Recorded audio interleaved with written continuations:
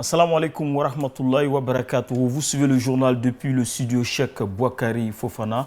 Voici la une de l'actualité. Partager le repas d'iftar pendant ce mois de Ramadan afin de consolider les liens de fraternité est le but de la rupture collective du Conseil national islamique coordination communale de Yopougon Sénikossi. Les précisions dans ce journal. Solidarité Ramadan, les ONG et structures sur le terrain pour soutenir les plus faibles. Plus de 50 veuves retrouvent le sourire grâce aux dons en vivre de l'ONG Enfants et Seniors. Et dans la capitale guinéenne, à Conakry, s'est tenue la deuxième rencontre de la commission technique mixte de matérialisation de la frontière Côte d'Ivoire-Guinée. Cette assise s'est déroulée du 13 au 16 avril dernier. Assalamu alaikum wa rahmatullahi wa barakatuh. Bienvenue à ce journal de ce 21 Ramadan 1443, 22 avril 2022. Démarrons ce journal par le sermon de ce vendredi où l'imam Cissé Djigiba Abdallah, recteur de la mosquée Salam du Plateau, a exhorté ses fidèles à répondre à l'appel du Cheikh Aïma Ousmane Diakité relativement à la construction d'un studio modulaire pour le groupe Média Al-Bayan. Un extrait de ce sermon recueilli par notre équipe de reportage. Al-Bayan est là aujourd'hui parce que nous voulons construire un studio modulable pour l'enregistrement, la production de plusieurs émissions. Des émissions durant toute l'année. Chaque mois, nous payons 5 millions dans des studios privés pour la production de nos émissions. Et nous voulons avoir nos studios, ce qui nous coûte dans le devis 170 millions. L'intégralité de ce sermon prononcé par l'imam Cissé Djigiba Abdallah sur les antennes de la télévision Al-Bayan très prochainement. Le Conseil national islamique coordination communale de Yopougon a tenu le samedi 16 avril dernier sa traditionnelle rupture collective au sein de l'école confessionnelle islamique Ekra 6 à Yopougon-Niangon. Objectif renforcer les liens de fraternité et de militantisme ainsi que la réunification de la coordination. Reportage Diomande Bouaké. Retrouvailles, échanges, partage, communion, prière et bénédiction étaient au menu de cette traditionnelle soirée de confraternité du Conseil national islamique, coordination communale de Yopougon. C'est avec un honneur indicible que la coordination chaque année organise cette traditionnelle rupture collective. Dieu merci, jusque-là nous la faisions à notre siège au niveau de la mosquée Lem où se trouvait notre siège. Parrain de la cérémonie, par ailleurs représentant le Cheikhoul Islam, Idriss Koudous Kone, le président de la Chambre de commerce et d'industrie, Fama Touré, s'est félicité de l'initiative. Et je suis là ce soir, ça a été dit, c'est vraiment au nom de nous, notre père, le Cheikh Al-Islam, l'imam Idriss Koudous Kone. Si son état le lui permettait, il serait parmi nous. Et il nous entend. Et je sais que le compte rendu lui sera fait. Et donc, il marque, j'allais dire, son attention et son accord pour ce que nous apprenons et ce que nous entreprenons. Au terme de cette rupture, ponctuée par une conférence, le Sénikossi a appelé ses membres à se mobiliser pour la tempête verte de la télévision Al-Bayan. Le Cheikh Aïma nous a tous mis en mission de faire de telle sorte que sa voix soit portée partout. Donc l'appel est lancé à nous tous, cadres, jeunes, femmes, enfants, et faire de telle sorte que nous puissions réunir le maximum. Une somme de plus de 100 000 francs CFA a été mobilisée sur place, répondant ainsi à l'appel du Cheikhoul Aïma Ousmane Diakité. Les activités toujours du Ramadan, des fidèles de la mosquée Cissé Alpha d'Abobo Bokabo ont reçu des vivres d'une valeur de 500 000 francs CFA. C'était le 17 avril 2022 dernier, nous dit Abdul Hakim Odouleye. Ce sont 50 familles qui ont été soulagées lors de cette opération de distribution des vivres.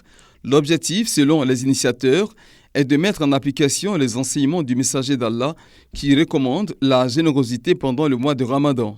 Allant dans ce sens-là, nous avons décidé chaque année d'apporter le peu que nous pouvons trouver pour partager. Il y a un slogan qui dit « on n'a pas beaucoup, mais on partage le peu que nous avons ».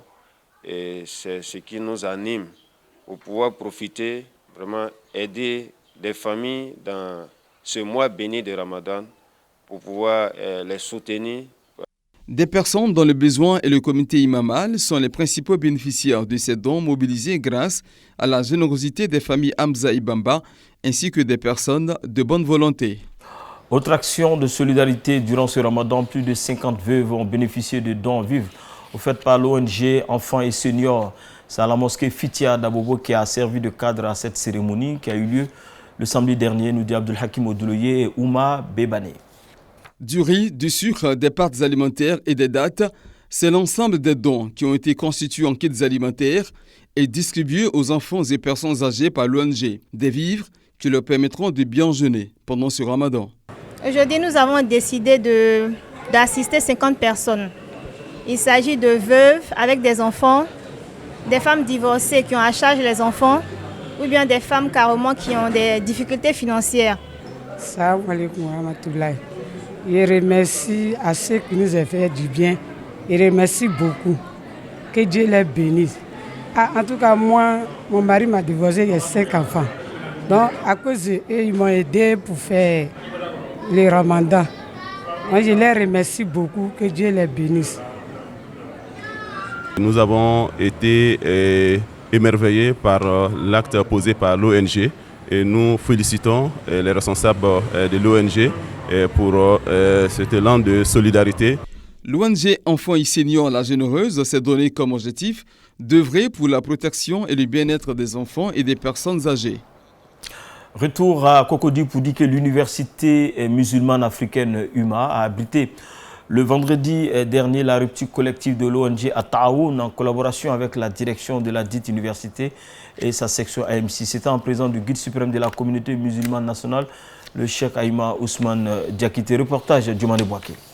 La rupture collective durant le Ramadan est l'un des facteurs de renforcement de liens de fraternité et de solidarité. Elle rime d'une part avec le sens approfondi de la prescription de ce 4e pilier de l'islam. La rencontre de ce jour s'inscrit dans la droite ligne des objectifs de notre organisation qui a été créée en 2015 afin de regrouper tous les anciens de l'UMA et les nouveaux. Aussi développer l'union et l'entraide, renforcer la fraternité et la solidarité, échanger et partager nos expériences, mener des actions sociales et de la da'wa. Dans sa communication à cette occasion, le Cheikh Aïma Ousmane Diakité a exhorté le corps enseignant et les étudiants à s'approprier les objectifs fondamentaux de l'université africaine. Donc, nous avons créé l'université en commençant par l'Institut international de l'imama. On a voulu contribuer à l'amélioration de la formation de nos imams en tenant compte de nos réalités socio-économiques et de nos réalités du vécu quotidien. Cette initiative qui a à sa 3e édition a été l'occasion pour l'ONG At-Ta'aoun, en collaboration avec l'organisation Ihsan, de distribuer gratuitement des livres aux étudiants afin de les soutenir en documentation religieuse. Refermons les activités du Ramadan par Samatigila où s'est tenue la première édition de la rupture collective organisée par la Jeunesse Unie pour le développement de Samatigila à Oudjene. Plusieurs activités étaient au menu de cette soirée, nous dit Kanate Kassoum et Sissé Daouda Larchika. Communier et renforcer les liens de fraternité entre les filles et fils de Samatigila, tel est l'objectif que s'est fixé ce groupement de la jeunesse de Samatigila en organisant cette cérémonie. La rupture collective, c'est vraiment réunir toute la jeunesse de Samatigila autour d'un idéal, éviter qu'il y ait vraiment les divisions entre nous, éviter qu'il y ait des suspicions entre nous. Donc nous avons organisé cette rupture pour qu'on puisse communier nous tous autour d'un repas et suivi d'une conférence pour pouvoir vraiment éclairer tout le monde. Conférence et bénédiction ont meublé la rupture collective du jeune, le tout dans une ferveur spirituelle. L'actualité en Côte d'Ivoire, c'est l'élection du président de la FIFA. C'est Inch'Allah demain que l'on connaîtra le nom du président de la Fédération ivoirienne de football. Avant les échéances, les 3 candidats, Diallo, Diabaté et Drogba, ont battu les dernières cartes pour séduire les indécis. Mariam Sidibé, Vaseko Traoré.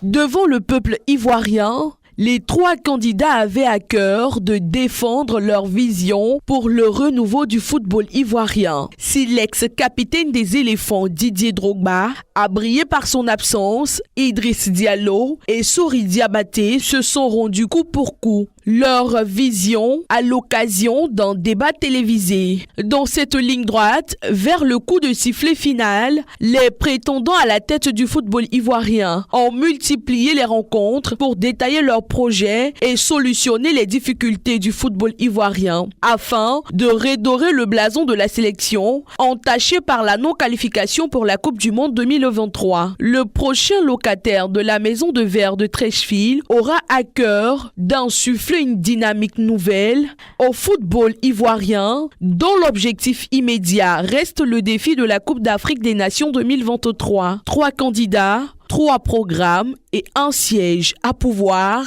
Quel profil sera plébiscité par les 81 électeurs? La réponse ce samedi dans les urnes. Dernier élément de ce journal, c'est à Conakry où la 2e rencontre de la commission technique mixte de matérialisation de la frontière ivoiro-guinéenne s'est tenue du 13 au 16 avril dernier. Cette rencontre s'inscrit dans le cadre du processus de délimitation et de démarcation de la frontière et de l'adoption bilatérale du projet accord-cadre de coopération transfrontalière entre la Côte d'Ivoire et la Guinée. Faisons le point avec Kanate Kassoum. Cet accord est le fruit de la bonne coopération entre la Côte d'Ivoire et la Guinée, 2 pays partageant les mêmes frontières. Durant 4 jours, les travaux qui se sont déroulés en sous-commission et en plénière ont été sanctionnés par des recommandations fortes. Engager un plaidoyer auprès des autorités compétentes des 2 pays pour la mise en place diligente du budget de la Commission. Prendre toutes les dispositions pour ouvrir le compte bancaire principal abritant le fonds commun à Ecobank par la partie guinéenne au plus tard le 31 octobre 2022 et en faire la notification par écrit à la partie ivoirienne en vue de l'ouverture du compte bancaire. Cet atelier revêt un caractère particulier pour nous en tant que partenaires qui accompagnons le processus, mais aussi pour la paix et la sécurité le long de cette frontière souvent émaillée de petits conflits. Sur le processus de délimitation et de démarcation de la frontière Côte d'Ivoire-Guinée, un plan d'action opérationnel qui s'étend sur une durée de 4 ans ont été adoptés par la Commission. Nous voulons vous assurer de notre engagement et de notre disponibilité à œuvrer ensemble dans un esprit de fraternité que vous nous avez démontré ici à Conakry et dans un esprit de franche collaboration au renforcement de la coopération entre nos 2 États. Les résultats obtenus ont été possibles grâce à votre esprit d'équipe et de complémentarité, mais surtout au climat de fraternité qui a caractérisé ces travaux. Pour la réalisation des étapes à venir, j'en appelle à votre perspicacité, car le chemin est long et difficile. La prochaine rencontre de la commission technique mixte de matérialisation est prévue en Côte d'Ivoire au cours du 2e semestre de l'année 2022. Fin de ce journal préparé par Mariam Sidibé et réalisé par Hassan Metogra. Merci de l'avoir suivi. Excellente suite de programmes sur la télévision Al Bayan, la chaîne de l'islam éternel pour l'éternité.